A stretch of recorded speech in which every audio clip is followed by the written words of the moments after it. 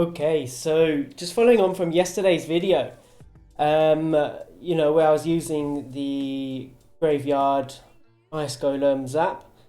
So I decided to just switch out the light. Is it light? No, zap. Sorry, the zap for the fireball.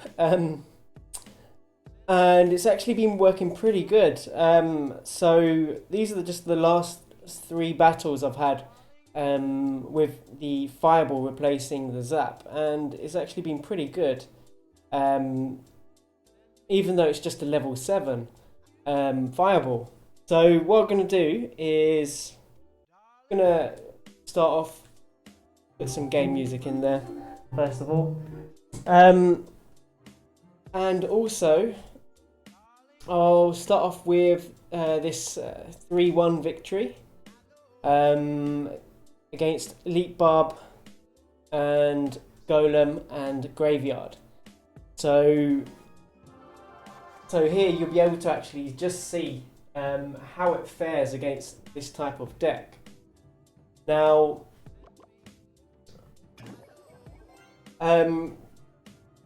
this is the first time I'm actually using it with the fireball. I haven't actually used the fireball in such a long time, which is pretty crazy to think, really. But if we have a look just at this replay, when they use an elixir pump, I try to always put the graveyard over the elixir pump plus the tower, so it stops them from getting loads of elixir, and also will do a bit of damage to their tower. Not much because of the elixir pump tanking for the tower, but just enough to make it worth it as well. So, just putting the tombstone on the far left just to pull the golem all the way over, and it seems to be working so far. And this is where I find out he's just got a graveyard, so I didn't know he had a graveyard at this point. But as you can see, we just took off the left tower, so while he was trying to push on that right hand side, we pushed on the left hand side, and we also took down his main tower, his king tower, down to just 1500 hit points. So that's pretty good, pretty decent amount of damage. And we've find out he's got the elite barbarian, so I wasn't expecting that. So I had to put down all those troops just to try and distract the elite barbarian, stopping them from actually getting any damage on the tower. At this point, I decided to just build up the elixir because I knew I wouldn't have enough elixir to make a proper push, and if I didn't back it up, he's most likely gonna let my archers do some damage. So I just let that happen, taking that chip damage, which was really nice. Wasn't quite sure what to put down just there, so I might have wasted just a tiny bit of elixir, and decided to fireball those minions, because they will do tons of damage. Honestly, there'll be really a lot amount of damage. But so we just had 2 baby dragons down there for a split second there. And now we just put in the ice golem at the front and the graveyard just to the left hand side of the king tower, so that if he places anything there, they'll also take some damage. But I ended up fireballing them anyways. So at this point I realised there was a good enough amount of chip damage to be able to take the win for us there. But yeah. That noise was just basically my phone falling on the floor. It survived, don't worry about that. And we ended up just fireballing for the victory. So, pretty crazy win, I think. But it worked.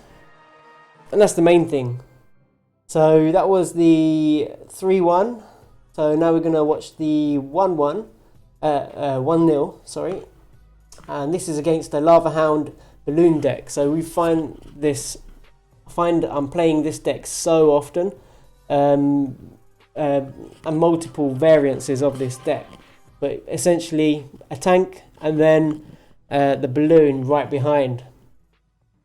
So in this one, just right off the bat, what we'll do is we'll throw off the Mega Minions at the back. We happen to put them both at the same side, so you know, just fun him up for that, so they can cancel each other out. I put down some archers to take the Mega Minion, trying to get our Mega Minion to last longer, but he fireballed it all down just as I put down the graveyard, so it was a bit of a waste. So I just decided to, you know, log the archers and the Skami as well at the back.